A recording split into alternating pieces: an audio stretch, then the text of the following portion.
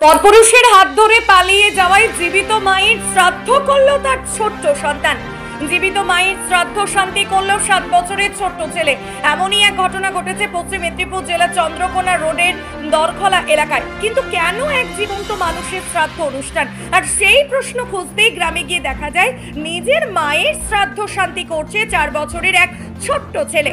মাথা ন্যাড়া করে মায়ের ফটো সামনে রেখে রীতিমতো ব্রাহ্মণ ডেকে শ্রাদ্ধ শান্তির কাজ করছে ওই ছোট্ট ছেলেটি। এই বিষয়ে পরিবারের লোকজনদের প্রশ্ন করতে জানা যায় তার মা চলে গেছে অন্য পরপুরুষের হাত ধরে। 8 বছরের সংসারকে পেছনে ফেলে ছেলেটি বারে বারে মাকে খুঁজে বেড়াচ্ছিল। মা চলে গেছে চলতি এপ্রিল মাসের 6 তারিখে। মায়ের খোঁজ দিতে না পারায় শেষমেশ পরিবারের সিদ্ধান্ত মতো ওই ছোট্ট শিশুটিকে জানানো হয় তার মার অ্যাক্সিডেন্টে মৃত্যু হয়েছে, সে আর কোনোদিন ফিরবে না। আর এই সিদ্ধান্তের পরেই ওই জীবিত মহিলার শ্রাদ্ধ শান্তির আয়োজন করা হয় পুরোহিতের উপস্থিতিতে। তবে এই ঘটনায় সাড়া ফেলেছে গোটা গ্রামে। এখন ছেলেটা মামা করে প্রচুরই কান্নাকাটি করছে, তাকে ভুলানো যাচ্ছে নি, খাওয়া দাওয়া করছে নি। আর সেই জন্য আমাদের বাড়ি থেকে সিদ্ধান্ত নিতে হলো যে একটা কিছু করতে হবে। সেই জন্য আমরা শ্রাদ্ধ শান্তি তাকে দিয়ে করিয়ে দিলাম, যাতে ও বোঝে যে জানে যে আমার মা নাই, আসবে না, মারা গেছে। কোনো দাবি ছেলের প্রতি সে বলেই দিয়েছে যে আমার মায়া নাই, আর নাই। সেই জন্য আমরা এটা লিখতে বাধ্য হলাম। হ্যাঁ, একটা ছেলের সাথে চলে গেছে, সেখানে আমরা গেছিলাম, সে ফিরবে না, কোনো ছেলের প্রতি দাবি নাই, সে লিখে দিয়েছে, লিখিত করে দিয়েছে। নাম তোমার? অংশুমান ঘোষ। মরে গেছে। মা মরে গেছে? আচ্ছা, মা আসছে না? মা কোথায় গেছে জানো? কি হয়েছে মায়ের? শরীর খারাপ। হ্যাঁ, গাড়ি চাপা দিয়েছে। ওই তো দেখতেন তো চোখের জল, মেয়ে ভাবতাম। আজকে সেই বাচ্চাটার দিকে তাকিয়ে কি করবেন? কিছু করা যাচ্ছে না, মানে কি যে করবো, আমরা কোনো কিছু করতে পারছি না। ওকে কি করে রাখবো এতটুকু ছেলেকে? আর ছেলে তো আমি যত ইয়া করে আমি ছেলে পাঠাবো নি, ছেলে কোনোদিনের জন্য দেবো না। আমার জীবন চলে গেল, আমি ছেলে দেবো না। আমার যা সম্পত্তি আছে আমি ছেলের নামে করে দেবো, আমি ওকে ছেলে দেবো না। ও মেরে দিতে পারে।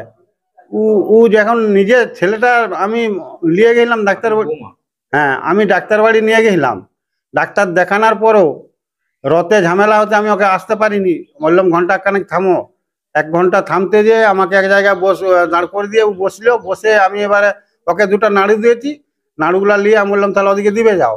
নাড়ুগুলা দিতে গেছি, দিয়ে আর আমি একটু দোকানে পান খেতে গেছি, ঘুরে এসে নাই। চারদিকে খুঁজে ঘুরছি। আমি বলি হ্যাঁ আলো কোথায় গেল? বলছে ওইখানে তো ছিল। দিয়ে ফোন করছি, সুযোগ। আর দিয়ে ছেলেকে ডাকলাম, এই বউ আজকে যখন চলে গেছে আর মনের মধ্যে আর কি রাখবো, কি আছে? আমরা জানি মরে গেছে, আর কি করব? আমাদের মুখের সামনে এরকম কথা বলেই তো আমি মরা ছাড়া আর কি ভাববো? আমাদের কথা ভাবতে হতো, ছেলেটার কথা ভাবো। তারা বলছে মরে গেছে, বলো মেয়ের মা বাবা বলছে এবারে মরে গেছে। তারা শ্রাদ্ধ শান্তি আমাদেরকে নিজে দিকে দিয়েছে, করা না করালো। আমি সম্পর্কে দাদু হতাম, প্রচুর ইয়ার কি ফাতাল আমি করতাম নাত বউয়ের সঙ্গে যেমন করতে হয়। কিছুই বুঝতে পারিনি ভাই। আজ 8-10 দিন যাবৎ কথা বলতে নি। যাই হোক, এই জিনিসটা তো ঘটবে। সব থেকে বড় কথা, বাচ্চাটার জন্য ভিতর গুল করে আমি অবাক হয়ে আছি। আমার 77-78 বছর বয়স, এই প্রথম আমি দেখলাম আমার জ্ঞানে। আচ্ছা, ওই গেল। আগেকার যুগে আমরা দেখেছি একটা ছেলের বয়স হতো 40, একটা মেয়ে এসছে কত 12 বছরের, সেও তো সংসারটাকে মানিয়ে নিয়ে চলেছে।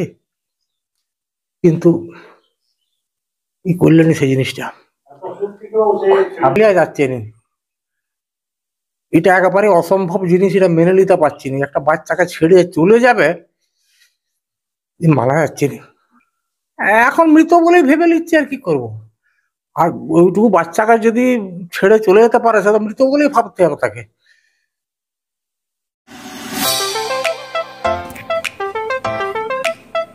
Cosmos hospital 24 hours emergency service.